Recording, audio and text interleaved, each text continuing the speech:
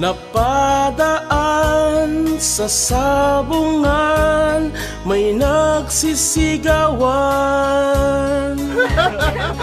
Nung aking tingnan, manok na pula, mukhang matapang. Ang pera ni Mrs. na dapat ay ihulog ko sana sa Palawan. Aking pinusta sa manok na pula, mukhang tatama yan, nagsimula ang salpukan. Manok na pula, biglang tinamaan, naggaywang-gaywang. Sa isang iglap lang ako'y kinabahan, hindi nakatayo, patay na puruhan. Ang perang hulog sa Palawan, tinalo ko sa sabungan.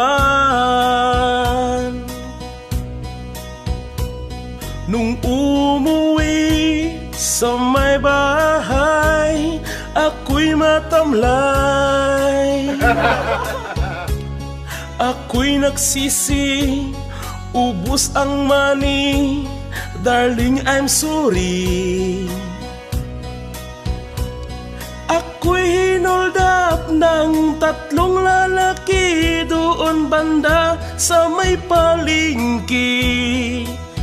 Pero ang misis ko hindi maluko, kinarati ako, basag-basag ang mukha ko. Ang darling ko ay magaling pala siya sa taekwondo, lahat ng sipa niya ay sinapula ko. Dati rin pala siyang champion sa Aikido. Sa sobrang galit ng misis ko, bali-bali mga buto ko. Ang perang dapat sa anak ko ay tinalo ko.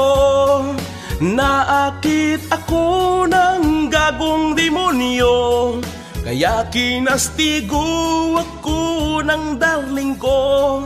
Nang dahil sa sugal na pahamak ako. Kaya kayong mga sabongero, huwag mag-asawa ng champion sa judo.